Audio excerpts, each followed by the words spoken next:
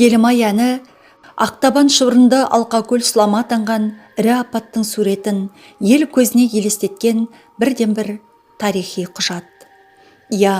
Қазақ халқы бұл дүниеде не көрмеді?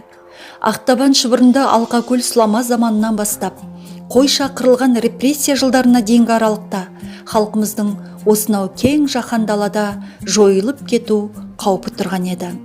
Қазақ даласында қазақтар азамат соғысы, байларды конфискелеу, жаппай колхоздастыру, 1932-33 жылдардағы аштық, 1937-38 жылдардағы репрессия салдарынан миллиондаған адамдарынан айырылған еді. Әрбір елдің қуанышты күндермен қатар азалы күндері де болады. Бүгін қаралы күн. 31 мамыр ашаршылық және саяси қуғын-сүргін құрбандарын еске алу күні. Адам боп өмір сүріп, ұлт болғандықтан өзінің тарихынан тағылым алып, қайдан шыққанын, қайдан келе жатқан әрбір адам ұмытпауы керек. Елбасы Нұрсұлтан Әбішұлы Назарбаевтың жарлығымен 1997 жылы 31 мамыр ашаршылық және репрессия құрбандарын еске алу күні боп белгіленді.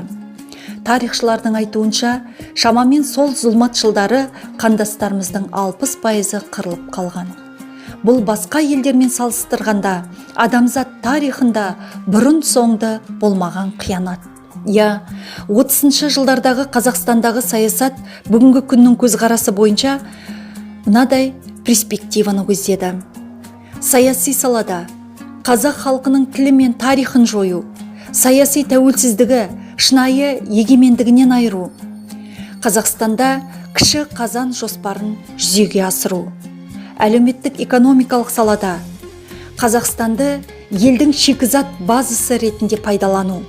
Осы саяси қуғын-сүргін Қазақстанда 1928 жылдың ортасынан алаш қозғалысына қатысқан қайраткерлерді тұтқындаудан басталды.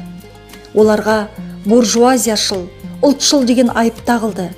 Әртүрлі мерзімге түрмеге қамалды, ату жазасына кесілді, еріксіз жер аударылды. Ұлт қайраткерлеріне негізделген КСРО-ны құлату үшін жасырын контрреволюциялық ұйымдар құрды деген заңсыз жала жабылды. Осылайша халық жаулары, ұлтшылдар, исламшылдар, түркішілдер, жапон тыңшылары деген желеулер мен қазақтың бас көтерер зиялыларынан бастап қарапайым еңбек адамдары да саясаттың құрбандары болды. Тіпті Мирзаян Сталиннің бұйрығымен жазықсыз атылғандар санын қолдан мейлінше арттыруға тырысты. 118 мың адам жазықсыз тұтқындалып, оның 25 мыңы атылды.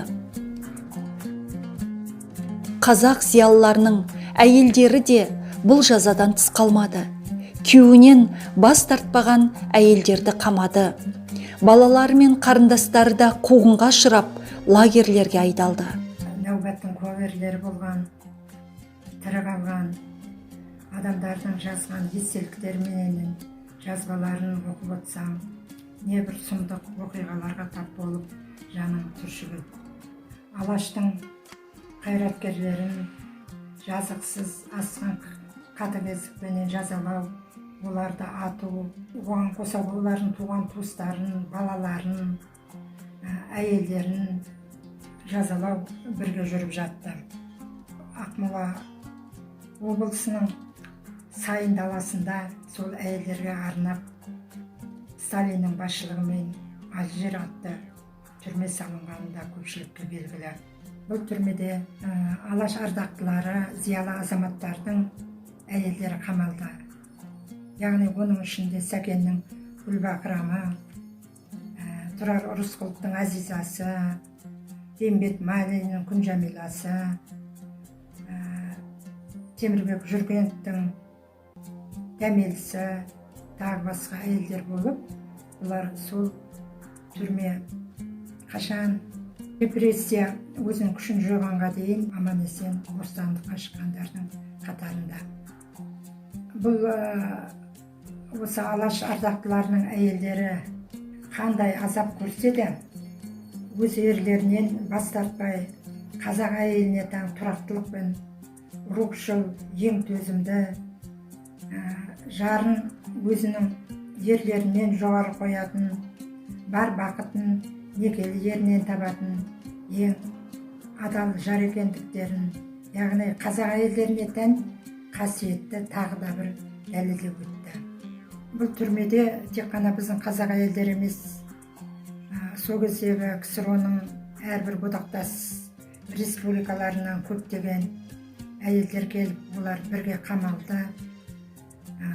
Сөйтіп, олар бірлікте, бір-біріне көмек беріп, басқа ұлт өкілдері болса да, өмірлерінің ақырына дейін сол түрмеде біраз жыл өмір кешті.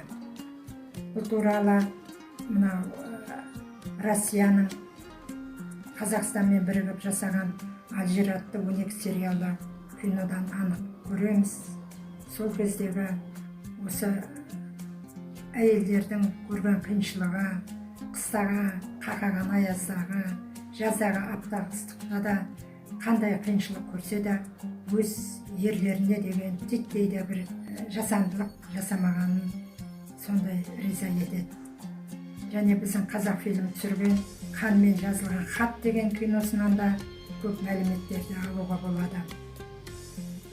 Енді мен сөзімнің соңында айтар едім, қай заман, қай кезең болса да, қазақ әйелі осы бір өздерінің қазақ әйеліне тән қасиеттерін жоғалтпағаны біздің кейінгі ұрпағымызға, бізге үлгі болып қалыптасса, ұрпақтар содан үлгі алса дейміз. Ол үшін ұлттық санаға жету керек. Солардың тарихын оқу арқылы осы тарихи сананы ұлттық санаға айналдырса деген тілегіміз бар. Бұндай жағдайда қазіргі замандағыдай ойсыз үйленіп, мұңсыз ажырасу болмаған болар еді деп ойлаймын. Бүгінгі күні сақсыз жапа шеккен аруларды әркез еске алып, олардың рухына тағзым ету бізден кейінгі де ұрпақтың борышы ғой деп ойлаймын. Кейін атылған адамдарды жаппай жерлеген жерлер анықтала бастады. Сондай орындардың бірі Ақтөбе қаласы маңындағы Түйетөбе.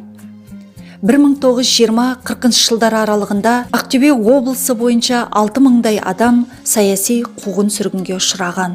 Бұл құрбандар ішінде әр жылдары ел мүддесі үшін қызмет еткен жандар бар. Көзі тірі куәлар мен құжаттар арқылы анықталған дерек бойынша Шалқар ауданынан 555 адам жазаға ұшыраған. Репрессия кезінде ату жазасына кесілгендер Түйетөбе сайында жерленген. Бүгінде ол жерге ескерткіш белгі орнатылды. Шалқар ауданында да қуғын сүргін құрбандарына арналған ескерткіш тақта орнатылған. Жыл сайын бабаларға тағзым етіліп, митинг өткізіледі. Бұл жазықсыз құрбан болған ұлыларымызға деген құрмет. Бабаларымыздың алдында бүгінгіміз үшін қарыздармыз.